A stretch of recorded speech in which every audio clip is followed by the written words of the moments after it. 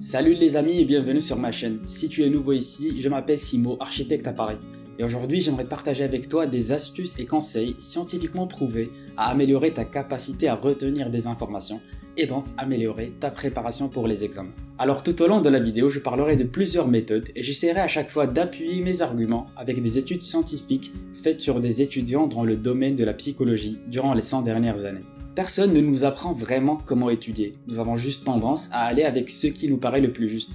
Mais comme on va voir dans cette vidéo, les techniques que les étudiants croient être les meilleures ne sont pas vraiment celles qui sont les plus efficaces pour retenir des informations. Alors si tu as des examens qui approchent, j'espère que d'ici la fin de la vidéo, tu auras appris de nouvelles techniques que tu pourras appliquer dans tes études pour rendre tout le processus de réviser un peu plus efficace et un peu plus attractif.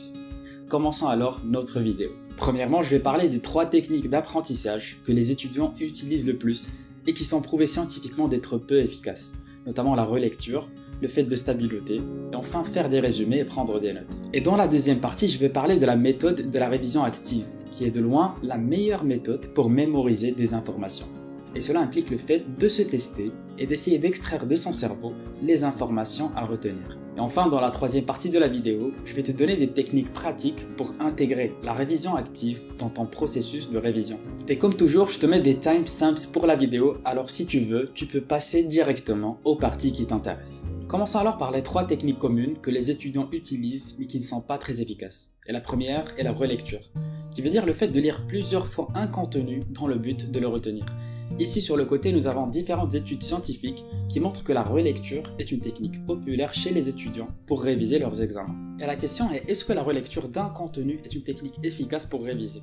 Il y a beaucoup d'études qui ont été faites sur le sujet. Je mettrai quelques liens dans la description, mais je ne vais pas rentrer en détail dans chacune. Au lieu, je vais citer le professeur Dunlowski dans un article rédigé en 2013, où lui et ses collègues ont analysé une centaine de recherches sur le sujet, et voici ce qu'il dit sur la relecture.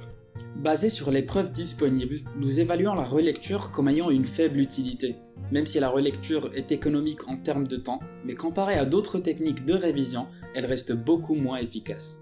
Voici une autre citation d'un article scientifique de 2016, qui a aussi fait une comparaison entre plusieurs techniques de révision. Une grande quantité de recherches a démontré que la relecture passive ne produit que peu ou pas de bénéfices pour apprendre. Non seulement cette stratégie est la plus fréquemment utilisée, mais c'est de loin la stratégie la plus souvent choisie par les étudiants comme premier choix.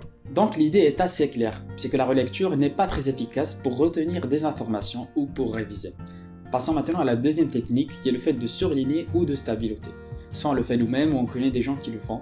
Revenons à l'article alors du docteur Dunlowski pour voir ce qu'il dit sur le sujet. D'après les preuves disponibles, on évalue le fait de stabiloter ou de surligner comme ayant une faible utilité. Dans la majorité des situations, stabiloter ou surligner n'améliore que peu la performance. Cela peut en fait même nuire aux performances dans des tâches de plus haut niveau qui nécessitent de faire des déductions. Et il continue.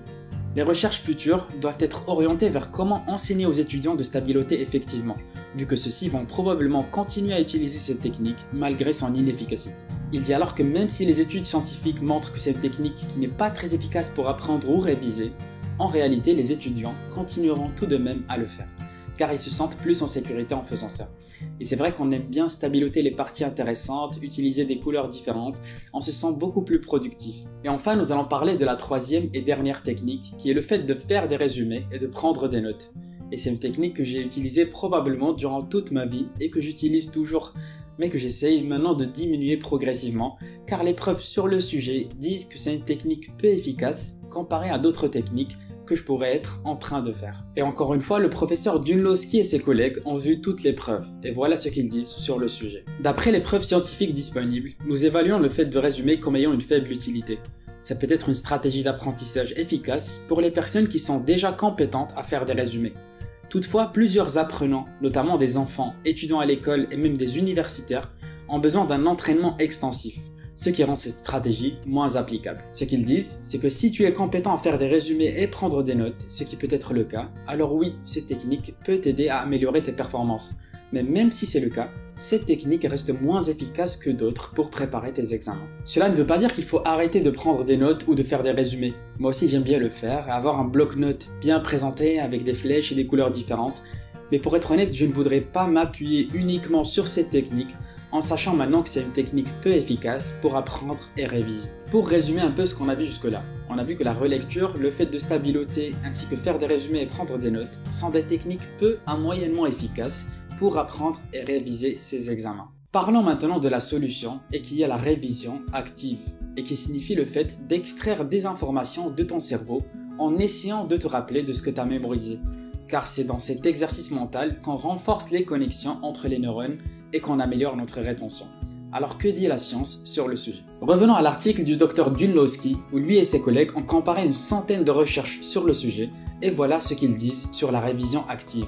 D'après les preuves disponibles, nous évaluons la révision active comme ayant une grande utilité.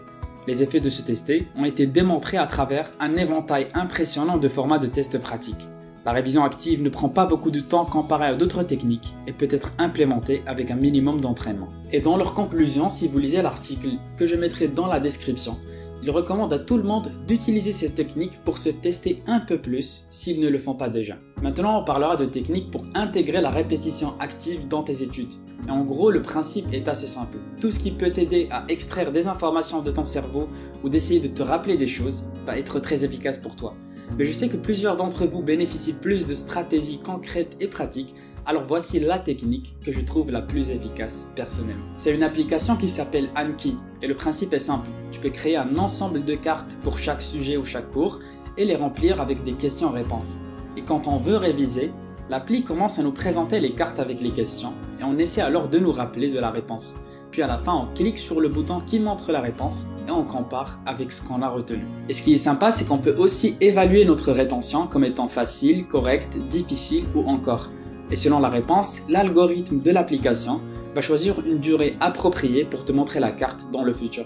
Si c'est difficile par exemple, ça veut dire que tu n'as pas très bien mémorisé l'information et dans moins d'une heure ou 10 minutes, l'application va remettre la carte pour que tu la révises encore une fois. Et cette application est hyper pratique pour mémoriser des faits, comme en médecine où on pourrait avoir des questions sur les symptômes d'une maladie ou bien les noms de médicaments ainsi que leurs effets, etc. Et ce que je conseille à tout le monde, c'est qu'au lieu de passer du temps à faire des résumés ou stabilotés, de commencer directement à remplir les cartes avec le contenu de chaque cours, car l'investissement en temps est beaucoup plus rentable ainsi.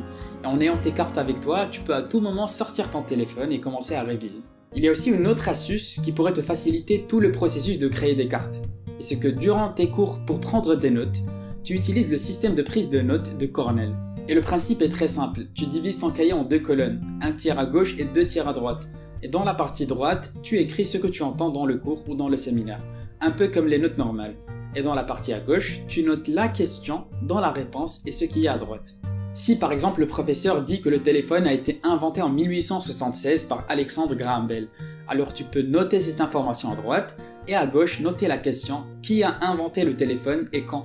Puis quand tu rentres chez toi, tu peux rentrer toutes les questions-réponses dans des cartes et ainsi jour après jour, tu pourras rassembler un jeu de cartes complet qui résume tout ton programme et que tu peux apprendre beaucoup plus facilement. Et même si tu n'as pas envie d'utiliser des cartes, tu peux tout simplement cacher la partie à droite et essayer de répondre aux questions à gauche. Car encore une fois, c'est dans le fait d'essayer de se rappeler qu'on fortifie les connexions entre les neurones et qu'on se rappelle mieux des informations. Et il y a plusieurs alternatives à l'application Anki, comme Tiny Cards ou NeuraCache, chacune avec des fonctionnalités différentes, et j'essaierai de faire une vidéo sur quelques-unes pour essayer de trouver celle qui conviendrait parfaitement à chaque utilisateur selon ses besoins. Donc si cela t'intéresse, n'oublie pas de t'abonner et de mettre la petite cloche pour être notifié de mes vidéos. Et cela nous amène à la fin de cette vidéo et j'espère vraiment que c'était intéressant pour toi. Et juste pour synthétiser un peu, nous avons vu que les techniques comme la relecture, le fait de stabiloter, faire des résumés et prendre des notes ne sont pas des techniques très efficaces en soi pour mémoriser des informations et préparer pour ses examens. Et que la méthode la plus efficace scientifiquement parlant, c'est la révision active. On fait continuellement l'exercice d'extraire des informations de son cerveau pour fortifier les connexions entre les neurones qui stockent les informations. Et nous avons vu deux techniques qui utilisent la révision active et qui sont notamment l'application Anki et le système de prise de notes de Cornell. Encore une fois, j'espère que tu as apprécié cette vidéo et si c'est le cas, n'hésite pas à t'abonner, de laisser un commentaire en bas et de mettre un pouce. Ça serait vraiment sympa de ta part d'encourager la chaîne. Merci d'avoir regardé la vidéo jusqu'à la fin et à la semaine prochaine. Salut!